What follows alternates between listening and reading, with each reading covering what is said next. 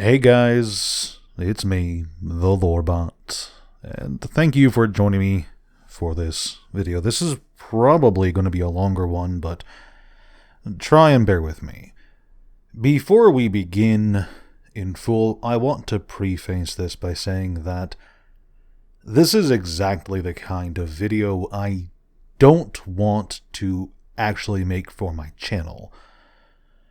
For a few reasons, the primary ones being I am actively trying to be more positive with the videos I put out on YouTube these days, and for another thing, I firmly believe that politics and the discussion of politics should be kept as far away from the hobby space as possible, and that it's just not the kind of discussion you bring up when you're trying to enjoy yourself with friends in a hobby you all enjoy. With that being said, however, I feel like this particular video is warranted because of who it entails, specifically Mark Rosewater, one of the more public faces of Wizards of the Coast, and a post he recently made on Tumblr expressing his viewpoints in response to a disgruntled fan pointing out some issues with the game and its current direction. Before I give my opinions on the subject, in case you have not seen this particular post, I am going to read it in its entirety, from the ask to the final sentence of the answer. So, buckle up, grab some popcorn, and let's get right into it. The asker asks, I want to speak out against the whole push towards DEI. I feel that ever since you made the push to make identity the forefront of a character, it has hurt the stories you tell. Captain Sisay's race was never the focus of her character, and she was a complete badass. And I fear if you did it over again, Gerard will be trans, black, and disabled just because. It also cheapens the stories of world devastation when characters worry more about their gender than Bolas destroying everything. Keep in mind that's all the asker's words, not mine. Mark Rosewater responds at length. Here we go. Quote, the reason I started this blog is so we can have frank conversations about things, so please let's talk about this. Imagine if every time you turned on the TV or watched a movie, no one looked at you. For some of us, that's never happened. We see ourselves constantly, so it's hard to truly understand what not seeing yourself represented in media is like. I do have a personal window to this experience. While I am white and male, there's an area where I am the minority, my religion. Jews are just under 2.5% of the U.S. population. I have had many experiences where I've been in situations where everything is geared towards a group I do not belong to, and zero consideration is given that not everyone at that event is part of the majority. You just feel invisible and like an outsider. It's not a great feeling, and I just experience it a tiny portion of time, only things that are geared specifically towards something religious. Most minorities have this feeling all the time, whenever they're outside their personal community. Now imagine, after years of not seeing yourself ever, you finally see someone that looks like you, but nothing about the character rings remotely true. They don't sound like you, they don't act like you. The facts about their day-to-day life are just wrong. It's clear whoever wrote the character didn't truly understand the lived experience of the character, so the character feels fake. You bring up Sisay. Michael Ryan and I technically didn't create Sisay. She played a small role in the Mirage story. But we did do a lot to flesh out her character as the creators of the Weatherlight saga. We turned her from a minor character into a major one. And while I'm proud in general of our work on the Weatherlight saga, I don't think we did justice to Sisay as a character. Neither Michael nor I have any knowledge of what it's like to be a black woman. nor did we ever talk to someone who did. And if you're someone like us that has no knowledge of that experience, you probably didn't notice. But that doesn't mean it's a good thing. Imagine if we made a movie about your life and we just made everything up. We invented people you never knew. We gave you a job you never had, and we had you say things you'd never say. The movie might be a good movie, but your response would be, "But that's not my life. That's not me." Now imagine we put the movie out, and people that never met you assumed that was what you were like. When people meet you for the first time, they assumed things because, they'd seen the movie. That's what misrepresenting people does. It not only makes them feel not seen, it falsely represents them, spreading lies, often stereotypes, making people believe things about them that isn't true. Our move toward diversity is just us trying to better reflect the world and the people in it. We're trying to do to everyone else what a certain portion of people get every day without ever having to think about it. But why are we making it the forefront of their character? We're not. We're making it a part of their character. But in a world where you're not used to ever seeing it, it feels louder than it is. Things that are a natural part of the world that you're used to feel like the background of the story because you understand the context to it. If a man kisses his wife before going off to a battle, that's not a big deal. It's just a thing a husband might do to his wife when he leaves. It's not the forefront of his character, it's just part of his life. But you've seen it hundreds of times, so it feels normal. Even the term pushing implies that it's unnaturally here, that we're forcing something that naturally shouldn't be. But why? That thing exists naturally in the real world, and it doesn't make the real world any less. Maybe you're less aware of it, but is making you aware of how others live their life pushing something on you? How you live your life is represented constantly, everywhere. Why isn't over-representing your experience at the expense of everyone else's pushing it? Why is media only being the experience of those in power the proper way? Having more depth and variety doesn't lessen stories. It makes them deeper, more rich, more nuanced. In short, it makes them better stories. In my former life, I was a professional writer. I took a lot of writing classes. One of the truism of writing is speaking truth leads to better stories. There's another famous quote: "When you're accustomed to privilege, equality feels like oppression." You're used to being overrepresented, so being a little less overrepresented feels like something has been taken from you, but really it hasn't. Having a better sense of the rest of the world comes with a lot of benefits. I'll use food as an example. Let's say all you were ever exposed to was the food of your heritage. Yeah, that food is really good, but sometimes isn't it nice to eat foods of other nationalities? Isn't your life better that you have a choice? Isn't your exposure and access to the food of other nationalities a positive in your life? Exposure to variety is a positive. It allows you to learn about things you didn't know, experience things you've never experienced, and get a better sense of understanding of your friends and neighbors. Our actions are not to harm anyone, and if you think that's what we're doing, please take a minute to actually absorb what I'm saying.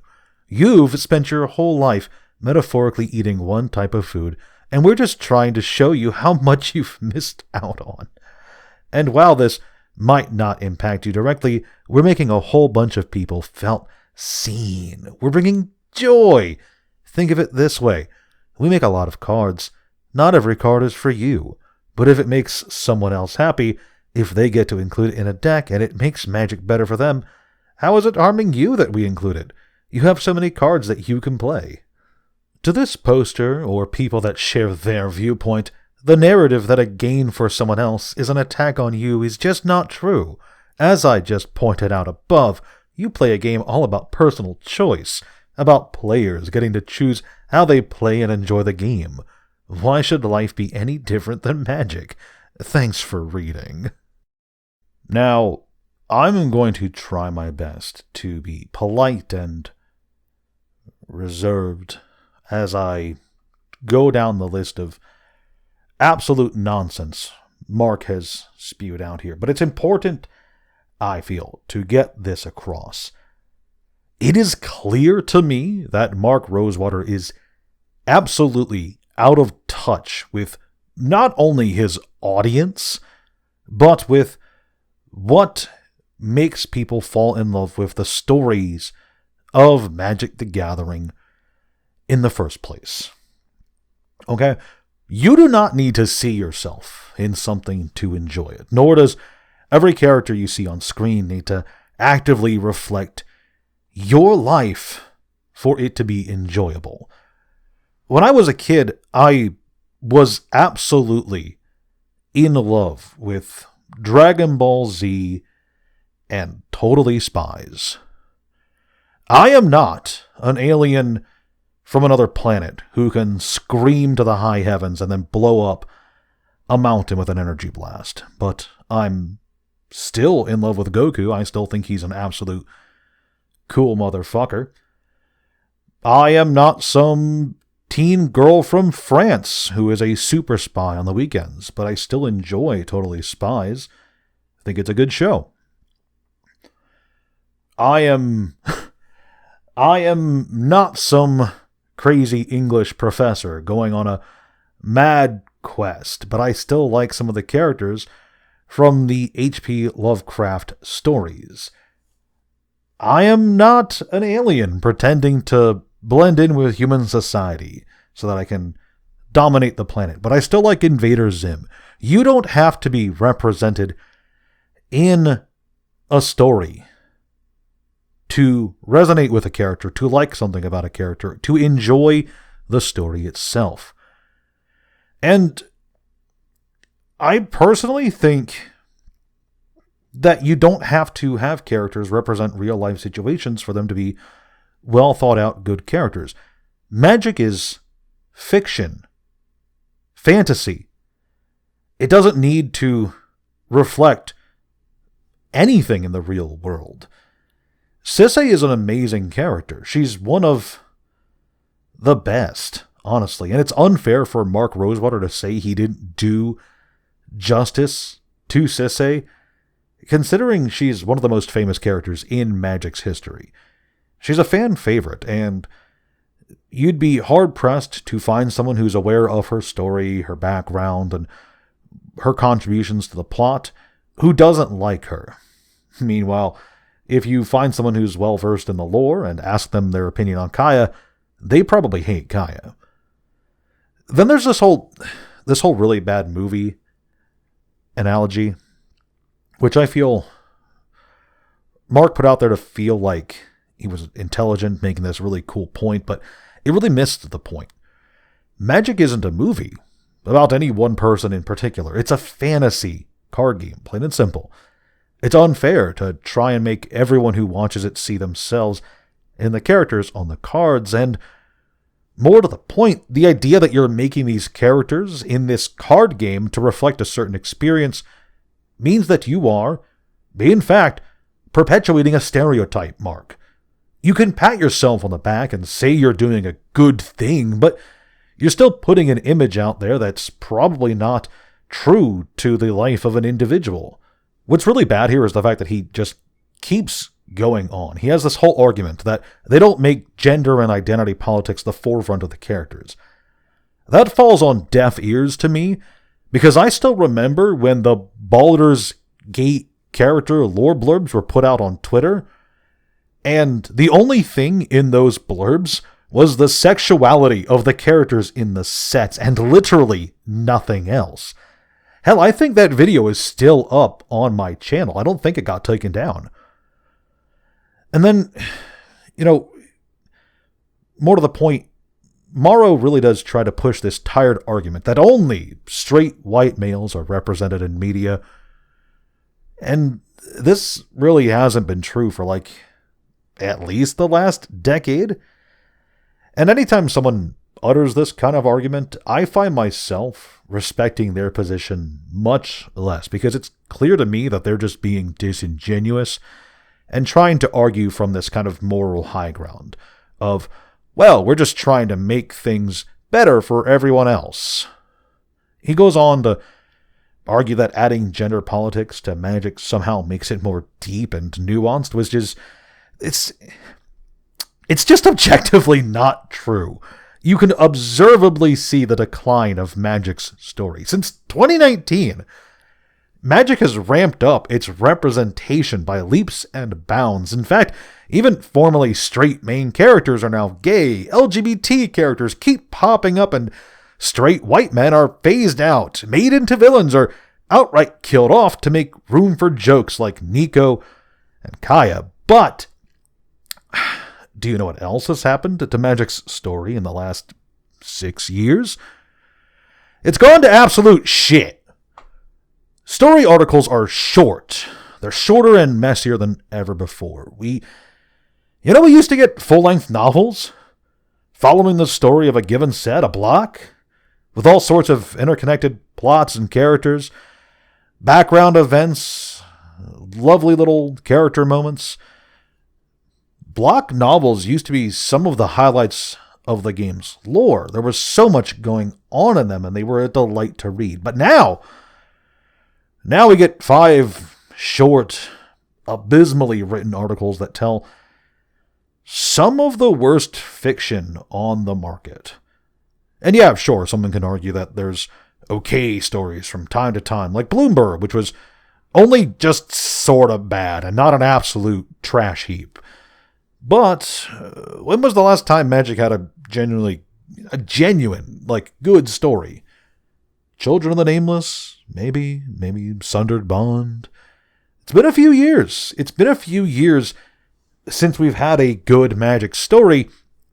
Coincidentally, these last few years have been almost overflowing with all this extra representation that Mark Rosewater argues enhances the story. And I don't know about you, but I feel like there's almost a connection there. To argue that Magic's story is somehow better with the inclusion of gender politics is absolutely insane to me, and it's a sign that Mark Rosewater is legitimately out of touch with what's happening to the story. And it's incredibly disheartening that someone who worked on the Weatherlight Saga, one of the most well-respected stories in Magic's history, it's crazy to me. They can look at the absolute dumpster fire that was March of the Machines and go, yes, this is better because trans rights. Even more upsetting, really, is the absolute sneering tone this response was written with. It's clear to me that Mark is talking down to the asker from atop his high horse. Oh, you don't want to be bad, do you? You like options, right? Just accept our slop. More options is good, idiot. It's so fucking condescending, and it completely misses the point. He uses this card is not for you argument, which falls on deaf ears, because it's the same shitty argument people used to justify Universes Beyond. And it doesn't work for Universes Beyond, and it doesn't work here. And really, yeah, I mean, Mark really does just completely miss the entire fucking point of the poster's question. The guy wasn't saying he felt attacked. He wasn't saying anything like that. Instead, he was pointing out that modern Magic characters, they just suck. He was pointing out that Sisay was an amazing character, and that, in comparison, modern characters made with all this DEI nonsense shoved into them are much less interesting. Man, it's the truth. You can seethe and cope all you like, but it's true. Magic has a beautiful wellspring of characters and stories released over the last 30 years, and none of these amazing characters reflect a lived experience or whatever crap Morrow's trying to peddle here. I doubt anybody in the audience has experienced what it's like to be a super soldier created by a wizard to fight a literal god whose friend was killed by some metal abominations and whose other friend killed his angel girlfriend and became a vampire. But somehow, Gerard is still a character people resonate with strongly, even though nobody's experienced what he's experienced, and he doesn't experience the life of an average viewer. I'm going to go ahead and compare now. I'm going to compare Captain Sisay and WotC's modern-day sweetheart, Kaya. Captain Sisay is a character we follow for not all of the Weatherlight saga, but enough of it. She has quite an unfortunate childhood, and she struggles for most of her life. And those struggles forge her into a skilled, resourceful young woman who takes command of a flying ship and assembles a crew through her sheer charisma alone, composed of some of the most badass characters on Dominaria. This crew gets tied up with some zany adventures, ranging from the Mirage War to the Weatherlight being caught up in the Phyrexian invasion itself. All throughout, Sisay is a badass who tries to keep calm and is able to keep up in combat with some of the most ferocious characters in the setting. But she's never put to the forefront as this unstoppable ultimate power of a woman who talks down to all the evil men in her presence. Instead, she's nice, likable, and cool. And that's helped her become one of the most memorable characters in Magic's history. Now, in comparison, we have Kaya, who's got inexplicable powers for no understood reason. Her spark acts differently from all the other sparks. Her backstory isn't well understood or even that fleshed out. And where she gets her amazing badass skills that let her kill Phyrexians, ghosts, and gods is completely unexplained. She talks down to everyone who's in a room with her, and she is automatically the most badass character in any fight she's in. Please reference the aforementioned god slaying, which was not supposed to be possible, but hey, she can just do it. Kaya is not one of the most memorable characters in Magic's history. She's fucked up several worlds just by being on the worlds. Looking at you, Ravnica. And I get the feeling that if she was not actively involved in a plot, people would forget that she existed, given enough time. Whereas if you asked for some badass female characters from Magic's past, Sisay is going to be near the top of the list, if not the top of the list. And Kaya will never have that, despite being this identity politics character that Wizards really likes to push onto the viewers. I don't really know where I'm going with this. I hate Kaya so goddamn much, and I love Sisay so goddamn much. And that's the thing.